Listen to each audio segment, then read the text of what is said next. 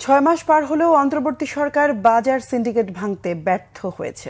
দেশের মানুষের ভাগ্যের উন্নতি না হলেও কোনো সংস্কারই কাজে আসবে না বলে মন্তব্য করেছেন বিপ্লবী ওয়ার্কার্স পার্টির সাধারণ সম্পাদক সাইফুল হক। বিকেলে জাতীয় প্রেস ক্লাবের সামনে বাংলাদেশ বিপ্লবী ওয়ার্কার্স পার্টি ঢাকা মহানগরের আয়োজনে এক সমাবেশে কথা বলেন তিনি। এ সময় জরুরি সংস্কার করে দ্রুত নির্বাচনের দাবি জানান সাইফুল হক। মুক্তিযুদ্ধের পর সবচেয়ে বড় গণহত্যা চালিয়েছে শেখ হাসিনা উল্লেখ করে তিনি বলেন, শত শত ডেভিল এখনও সচিবালয়ে বসে দেশকে অস্থিতিশীল করার পায়তারা করছে। এ সময় তিনি আরো বলেন, সরকারের বুকের মধ্যে বসে কেউ নতুন দল গঠন করলে তা প্রশ্নবিদ্ধ হবে, দেশের মানুষ মেনে নেবে না।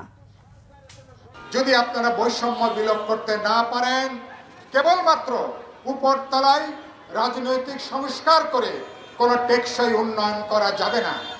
বাংলাদেশে অর্থনীতি নিয়ন্ত্রণ করে দুর্বৃত্তরা, একটা দুর্বৃত্তদের অর্থনীতি, অথবা বলতে পারেন অর্থনীতি দুর্বৃত্তায়ন।